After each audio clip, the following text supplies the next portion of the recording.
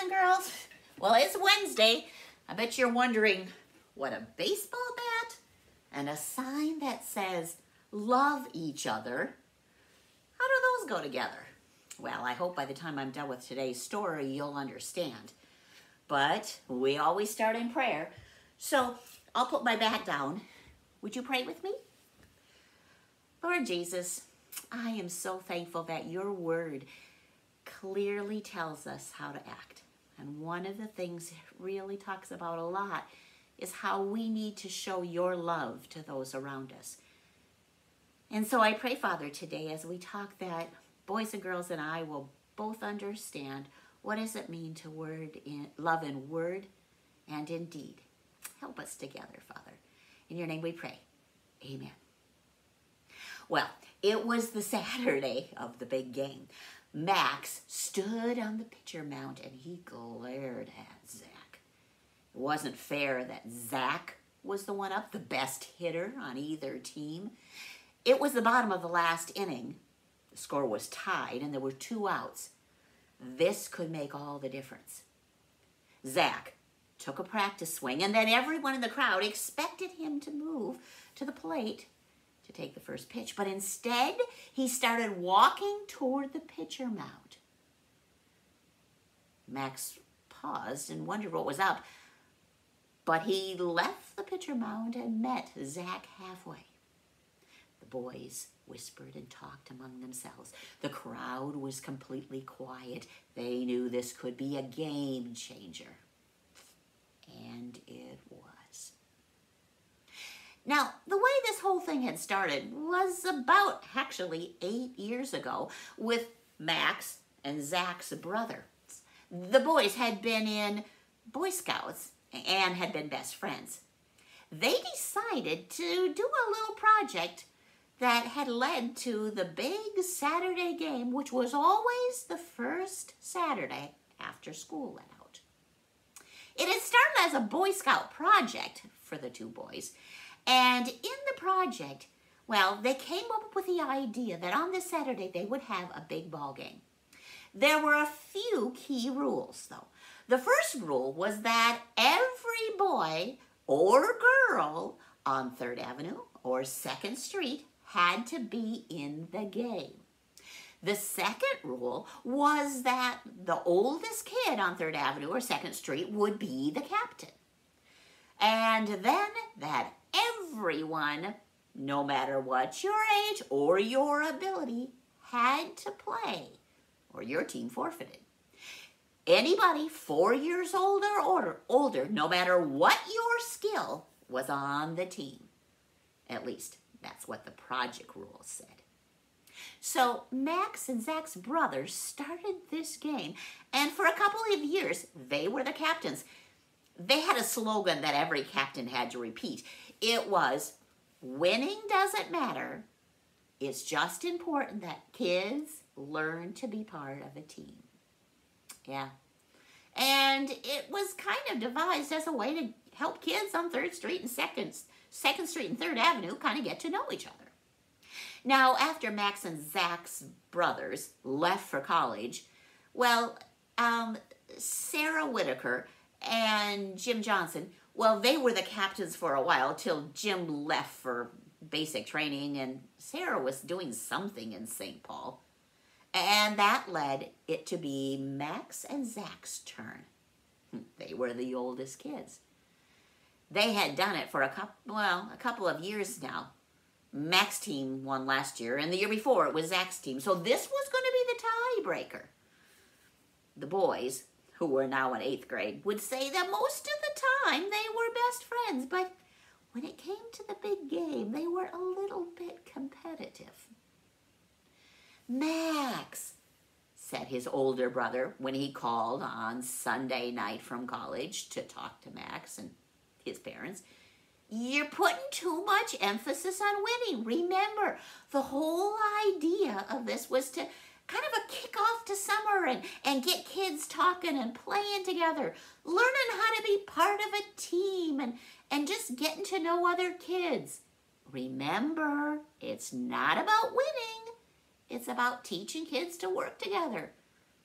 Yes, I know, said Max. And he and Zach did know. What the brothers didn't know is that they had added another rule of their own. That the losing team captain would buy ice cream of your choice at the Dairy Freeze for the winning captain. Both boys were pretty sure their brothers would not like this added rule, but it added a little suspense, especially this year since it was going to be a tiebreaker. Well, it was Tuesday night before the big game, and Max was eating his supper when Dad suddenly announced that this Saturday would be a great day to catch up on some of the yard work. Dad, said Max, don't you remember it's the Saturday, the big game? Oh, yes, said Max's dad. I remember. In fact, I was just talking to the family that moved into the new Klein place. The old Klein place was on 3rd Avenue. Do they have kids? Asked Max. Oh, yeah, they do. They have a son who's 12. 12? Is he any good? This could give Zach a definite advantage if this kid was good. Oh, I don't know. I just told his dad about the game because I thought it'd be a great opportunity for him to get to know other kids in the neighborhood. It's really hard to move somewhere in May. Yeah, that's true. But I don't think it's really fair that Zach would get a ringer. I didn't see him at school, though. Oh, no. He doesn't go to public school. Oh, is he homeschooled? Asked Max. No. He goes to the school associated with a hospital. The school that's specially designed for kids with brain injuries. I guess when he was 3, he was in a really, really bad car accident. And besides his leg being very twisted, his dad explains that as he's a 3-year-old in a 12-year-old body. Oh. Max thought for a minute. He tried not to gloat, but this could be the definite advantage he would need because Zach would be forced to play the new kid or forfeit the game. So the next day at school, the very last week of school when everything was crazy anyway, Max made sure on the playground he mentioned to Zach, you got a new kid on your street. You're going to have to play him. I know, said Zach, but I don't think his dad's going to let him play. So I don't think it should really count. What do you mean his dad won't let him play? I mean, it's not like we have any kids that are that good. Both boys were quiet for a minute thinking about their teams. Good would be a stretch to describe their teams in that way. Well, said Zach, his dad said he's not going to be allowed to play because he doesn't want anybody making fun of him because he still acts like a little kid. Doesn't matter. A rule is a rule, said Max. Zach glowered. Well, Thursday evening, all the kids from both 3rd Avenue and 2nd Street got together to do a little practicing. This was also in one of the original rules. And both boys just helped out all the kids, regardless of where they lived. Now, Zach was by far the better hitter of the two. And so he helped each kid kind of learn, in practice, how to hit. Yeah, it would be amazing if little Crawford Norsky would ever be able to hit. And Max helped all the kids with their throwing since his skill was really pitching and throwing. Oh, the Brewster twins. I don't know if they'd ever caught a ball. But both boys went from kid to kid, encouraging them and encouraging them to do their very best and, helping them along the way. Don't forget, said Max, you still need to get the new kid. Now, first of all, his name is not the new kid. I think his name is Matt. but his dad always calls him Matty. Yeah, I don't know. If his dad won't let him play, why can't I?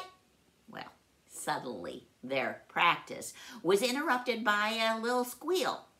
Daddy, I won't play, said a voice. Both boys turned and looked toward the chain link fence that was the backstop of the ball diamond. And there was a very tall boy with a twisted leg, but he was really talking kind of baby talk. Daddy, can I play? That's Maddie, said Zach. Ah, I wonder what flavor will be the flavor of the day at the Dairy Freeze, said Max. Now, he knew he shouldn't gloat, but somehow he felt like this was going to be the advantage he needed. Now, okay, he did feel a little guilty of being so happy about this kid, Maddie, and his ability not to play. Well, and in fact, it probably came across to Dad a little bit in supper because, well, when it was family devotion time and Dad picked up his Bible, he said, I think it would be good for us to turn to 1 John 3. And then he read, by this we know love, that he laid down his life for us, and we ought to lay down our lives for our brothers. But if anyone has the world's goods and sees his brother in need, yet closes his heart against him, how does God's love abide in him? Little children, let us not love in word or talk, but in deed and truth. What do you think it means to love in deed? Well, Max was quiet when his dad asked him this question. Well, I want you to think about it, Max. I want you to think about it a lot this week. Remember, the whole idea of the ball game was, well, to help kids get to know each other and to, help them feel part of the team. For the older boys of the neighborhood to encourage the younger children. And both you and Zach, well, you're followers of Jesus. And it tells us that this is how we'll know that you're a follower. How you show God's love. Not just in what you say, but in how you act. Sometimes when Dad would have these little devotions, it felt like they were picked out just for him. And Max couldn't help feeling uncomfortable that night after supper as he was taking the garbage out, and he noticed his dad had walked across the alley to Zach's house. And there was Zach's dad standing at the fence. The two dads were talking, and then they paused, and they both bowed their heads. And Max knew that they were praying for him and for Zach.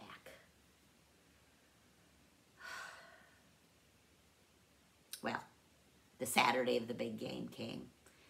Yep, all the kids showed up, and Max was kind of encouraged because, everybody was there. They were looking like they were ready to play.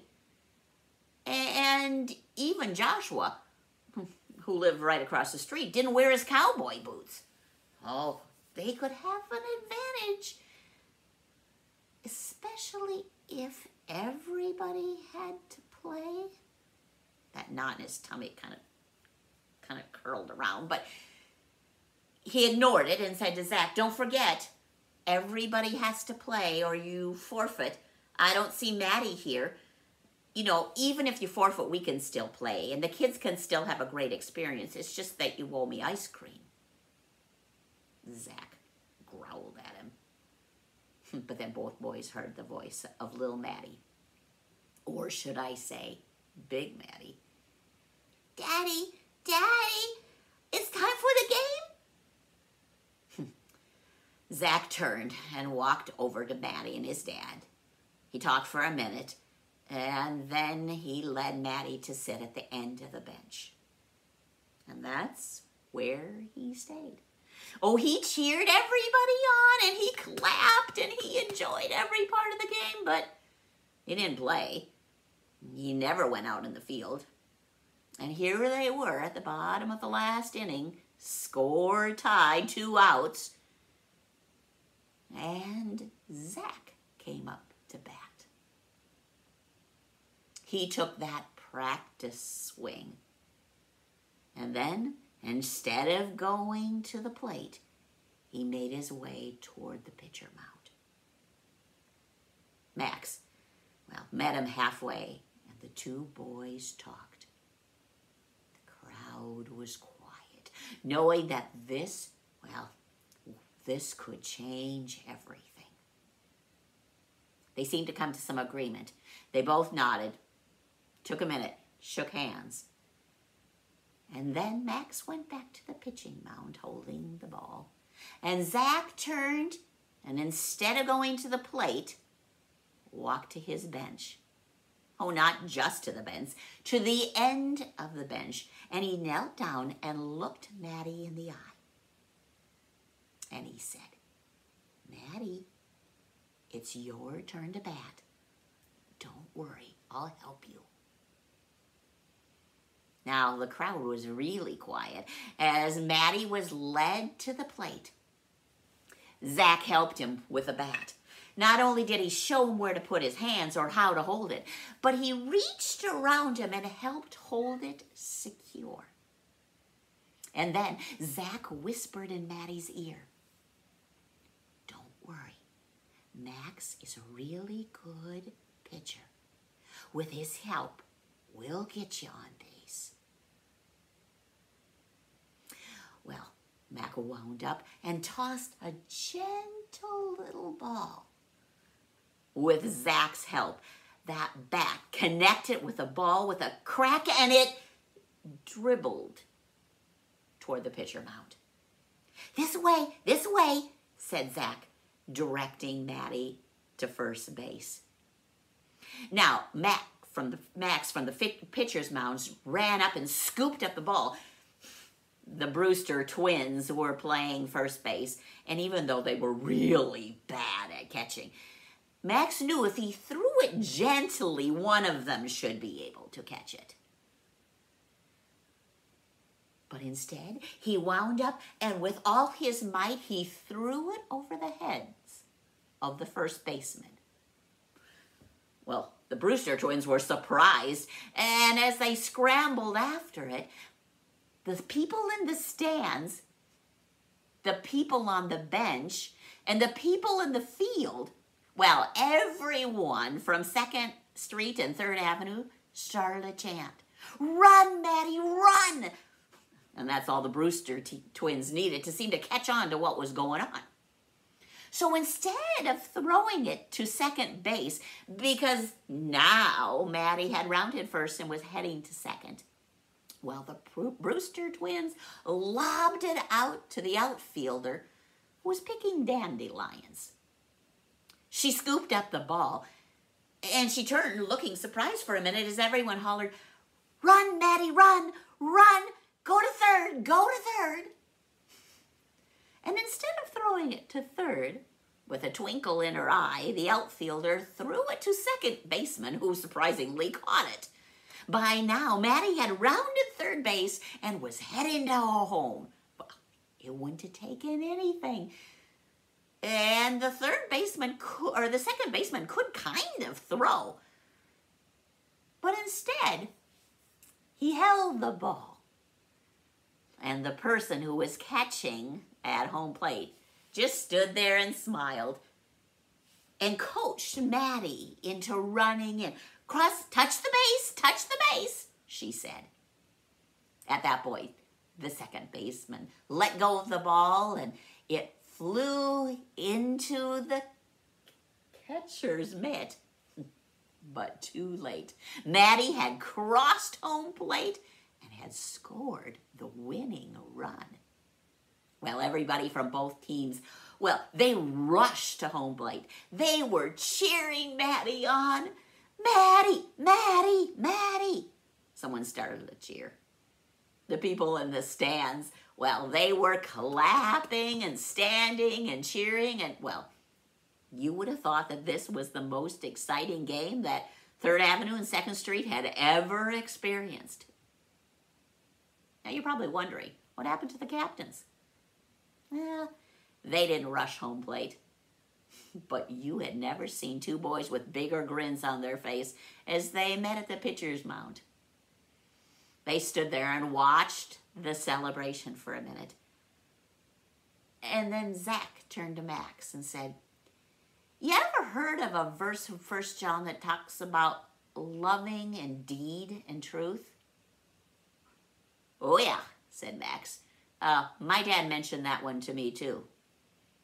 Seems like our dads wanted us to learn a pretty important lesson. Zach and Max turned and smiled at each other, and then they looked back at Maddie celebrating. And they looked at the stands where Maddie's mom and dad were standing there with their arms around each other and like a lot of wet coming down their faces. "You know," said Max, "I don't know if I could be more happy with the way a game turned out, even though you lost.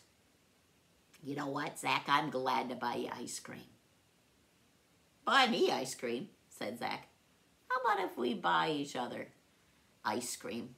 It seems like that's what two guys who love indeed should be doing. You know, celebrating somebody else's victory." And that's what they did.